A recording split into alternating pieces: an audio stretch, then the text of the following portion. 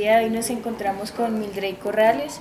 Ella es secretaria técnica nacional de la Coordinación Colombia, Europa, Estados Unidos, Red de Organizaciones Defensoras de Derechos Humanos. Buenos días. Hola, ¿cómo estás? Bueno, ¿hace cuánto tiempo laboras en esta institución? Hace 8 años. ¿Y qué cargo desempeñas actualmente? Mi cargo siempre ha sido el de secretaria técnica nacional. ¿Cuáles son las funciones y roles que desempeña? A ver, la Secretaría Técnica Nacional es una oficina a través de la cual la coordinación, siendo una red, ¿sí?, desarrolla todas sus actividades en las diferentes áreas en las que trabajamos, que tienen que ver con la denuncia de violaciones a los derechos humanos, principalmente. ¿Qué enfoque o modelo de intervención se maneja? A ver, ¿cómo trabajamos nosotros? La coordinación es una red que tiene 5 estrategias de trabajo, ¿sí? Tenemos una estrategia de incidencia internacional, una estrategia de incidencia nacional, una de investigación y difusión, otra de articulación con organizaciones sociales y la otra de fortalecimiento interno, ¿sí? Es una red que está conformada actualmente por 245 organizaciones en las diferentes partes del país, y lo que hacemos es que las organizaciones, pues debido a la gravedad de la situación de derechos humanos en Colombia, las organizaciones en cada una de las regiones tienen un trabajo de seguimiento a los hechos violatorios a los derechos humanos, principalmente los derechos civiles y políticos. Estas organizaciones lo que han hecho es congregarse en la coordinación para que de manera conjunta podamos hacer una denuncia pública y presentemos propuestas para mejorar esa situación.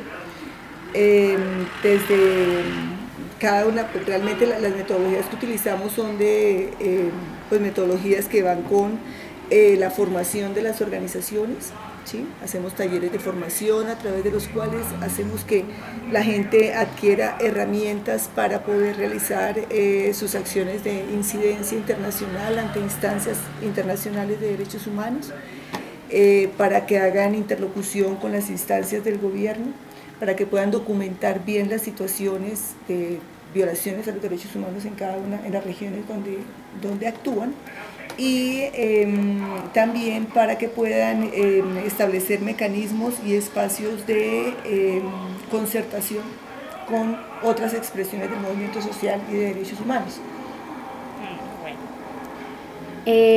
¿Cómo ingresan los usuarios a esa institución? Realmente nosotros no manejamos usuarios, ¿sí? La red es una red conformada por organizaciones que son miembros de la red como tal. Todas tienen que tener unas características particulares, ¿sí?,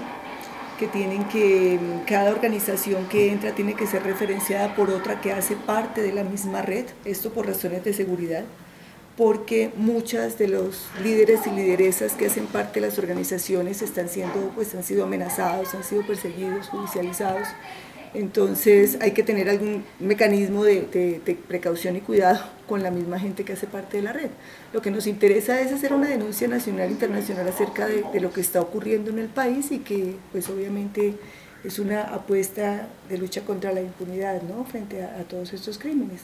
Entonces las organizaciones lo que hacen es referenciarse entre ellas, y en asambleas anuales de todas las organizaciones ahí se deciden y se aprueban las nuevas organizaciones que entran a ser miembros de la red.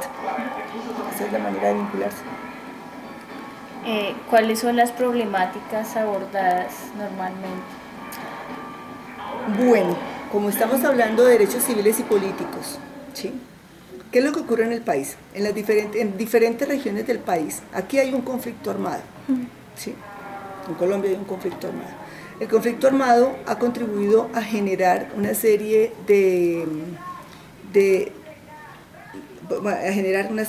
realmente el conflicto armado lo que ha generado es que haya un incremento de violaciones a los derechos humanos contra la población civil, que es un poco el nuevo modelo de los conflictos. Los conflictos modernos se caracterizan porque los muertos o los afectados directos son más personas de la población civil que no hacen parte de los grupos armados, sino que están ubicadas en las zonas donde los grupos armados se van moviendo. Y cuando hablo de grupos armados hablo del Ejército Nacional, ¿sí?, y de los grupos guerrilleros y los grupos paramilitares, ¿no? y de todos los grupos pues, que estén en confrontación, principalmente la guerrilla y la fuerza pública. Nosotros lo que hacemos es que, entonces, nos hemos dado cuenta que muchas de las violaciones de los derechos humanos han sido cometidas por la fuerza pública, ¿sí? Hay una diferencia entre el delito cometido por fuerza pública, ¿sí?, al delito cometido por los grupos armados por la guerrilla, ¿sí? Los grupos, la fuerza pública está regida, ¿sí?, por la Declaración de Derechos Humanos, ¿sí?, la Declaración Internacional de Derechos Humanos, y los grupos armados están regidos por el derecho internacional humanitario, ¿sí? O sea, ellos cometen infracciones a un derecho y los otros violan los derechos. La gravedad de la violación del derecho es que la obligación de la fuerza pública es de defender y proteger a la población, ¿sí? Al atacar a la población, lo que está haciendo es violando el derecho de esa población que debe ser protegida, ¿sí?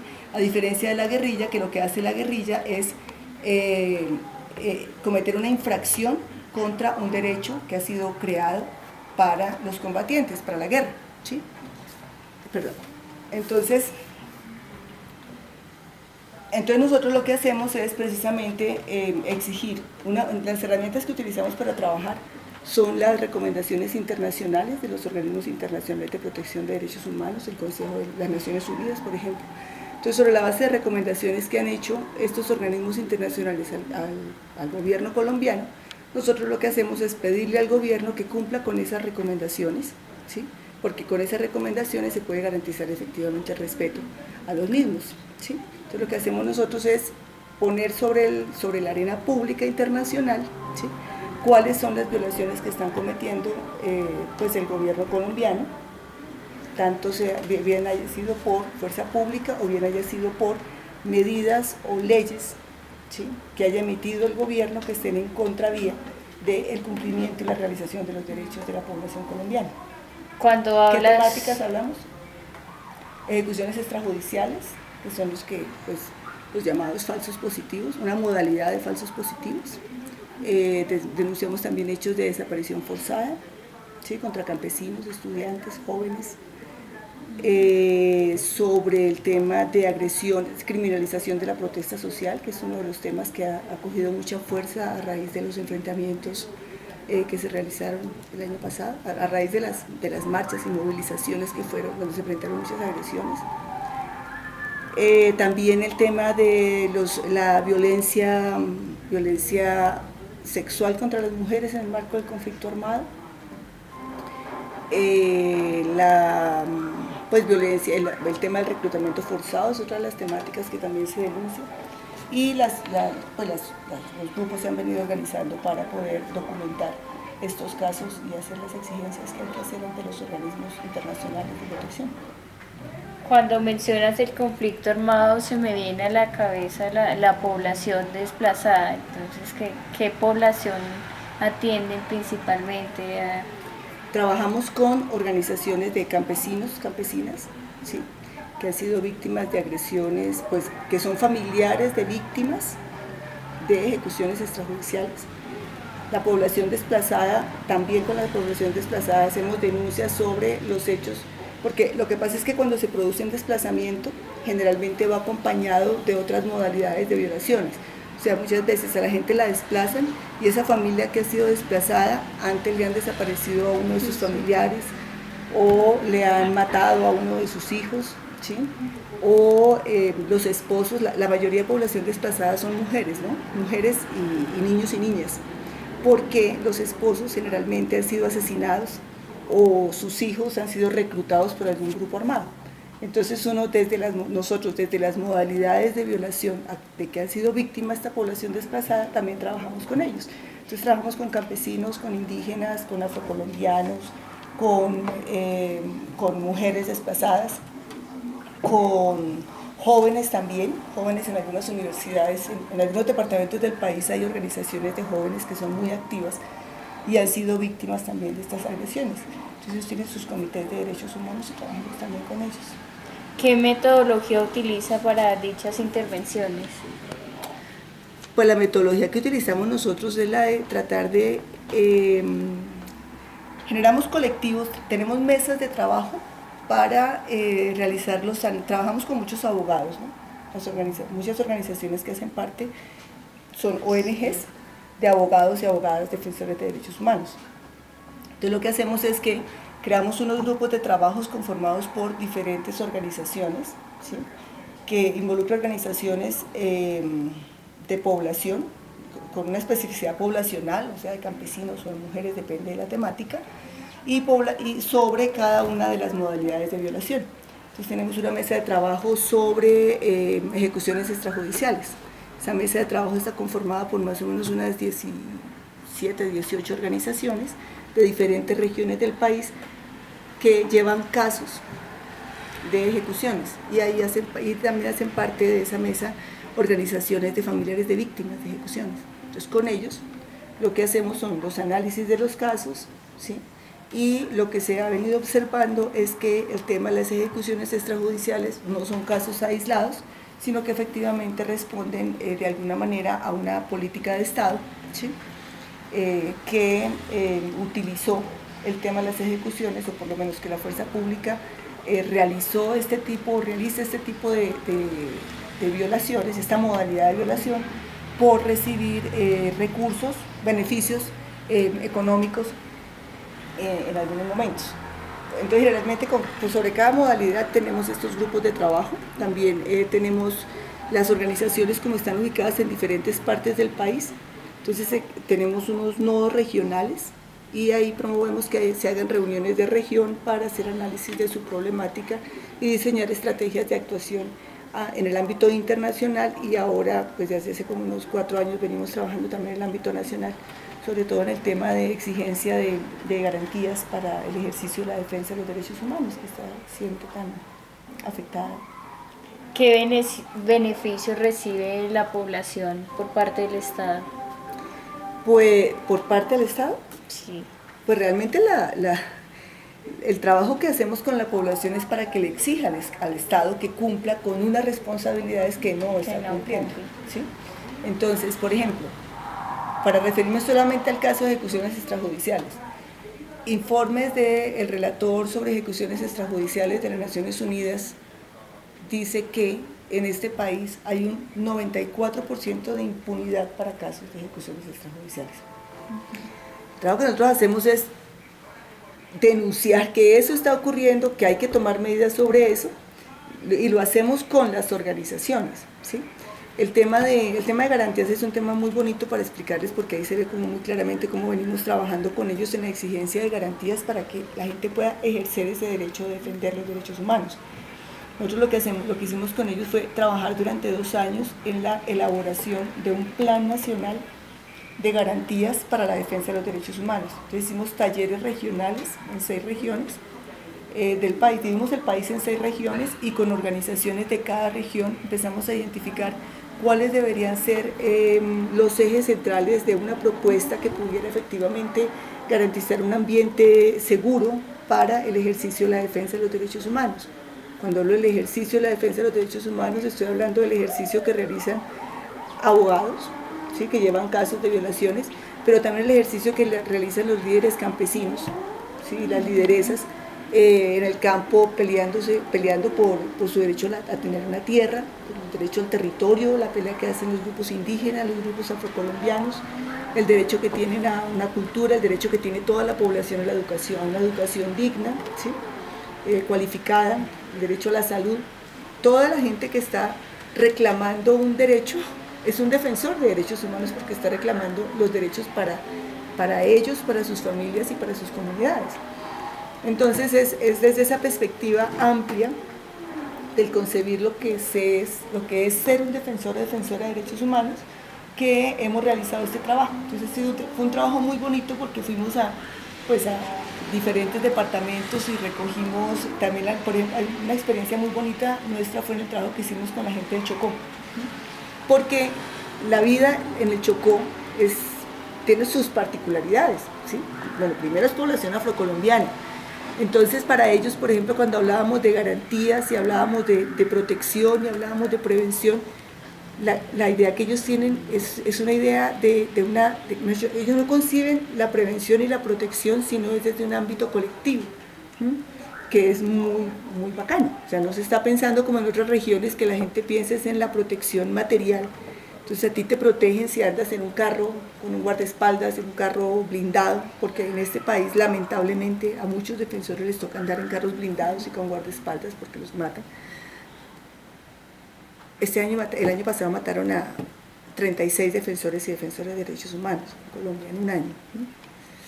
Entonces les toca andar así. Entonces, claro, allá la gente empezó a poner todas esas particularidades de su región. ¿Qué significa protegerlos a ellos? Significa que puedan vivir en comunidad, significa que puedan desplazarse dentro de sus territorios tranquilamente, ¿sí? Significa para ellos que no hayan grupos armados en su territorio, ¿no? Que es distinto a cuando hablas con un defensor o defensora en la ciudad, ¿sí? Que necesita que le monten un carro, que le pongan escoltas, que los lleven y los traigan todo el tiempo. Entonces, desde ahí la experiencia bonita fue esa, de haber recogido toda esta información, haberla analizado y haberla convertido en un instrumento que fue presentado ante el Gobierno Nacional, el Ministerio del Interior, para que elabore un decreto, que estamos ahora discutiendo el texto del decreto, en el cual se pueda garantizar. O sea, empezamos a presionar para que exista una política pública, ¿sí? De garantía para el ejercicio de la defensa de los derechos humanos. Hicimos un trabajo muy interesante en eso. Ya nos has comentado una experiencia muy bonita con la población del Chocó. Ahora coméntanos una experiencia negativa que te haya marcado. Bueno, experiencias negativas, la verdad, cuando uno trata de establecer puentes de diálogo y de interlocución con el gobierno nacional, se vuelve muy, muy frustrante. Primero, que cuando te hablo de esta experiencia del plan, te estoy hablando de un trabajo que venimos haciendo desde el año 2009. Y hasta ahora vamos a lograr que salga un decreto y eso no nos va a garantizar que no pase nada. Pues que efectivamente se vaya a aplicar. El Estado colombiano, ¿sí? Este país está lleno de legislación, ¿sí? Relacionada con la garantía y respeto de los derechos humanos que no se aplica, ¿sí? Tenemos una constitución maravillosa que no se aplica, ¿sí? Entonces la experiencia negativa es que uno tiene que tener una paciencia del santo Job para esperar y que el gobierno dilata las discusiones, no toma decisiones, no involucra a los que tiene que involucrar en el compromiso real de mejorar la situación. Y experiencias terribles es de haber perdido muchos amigos, amigos y amigas, defensores y defensoras de derechos humanos que pues su nivel de riesgo ha sido denunciado, pero igual los han asesinado, ¿no? por hacer eso, por defender su tierra, por defender su territorio. Entonces eso es duro. Ya casi para finalizar, define por favor qué es para ti un derecho. ¿Qué es para mí un derecho? Un derecho es lo que hace digna la vida de cada uno de nosotros, de cada uno y de cada una de nosotros. Y la hace digna, ¿cierto? Porque te garantiza un desarrollo pleno de tu ser como ser humano. Y ahora sí, ¿qué consejo les darías a los estudiantes que quieran encaminarse en este ámbito? En este trabajo del trabajo social, ¿no? ¿Qué consejo? Pues, igual, no sé, que sean absolutamente éticos, conscientes, responsables de la labor que pueden cumplir en el acompañamiento a las poblaciones, a la gente, y en poder contribuir a mejorar sus vidas y exigir sus derechos. Muchas gracias.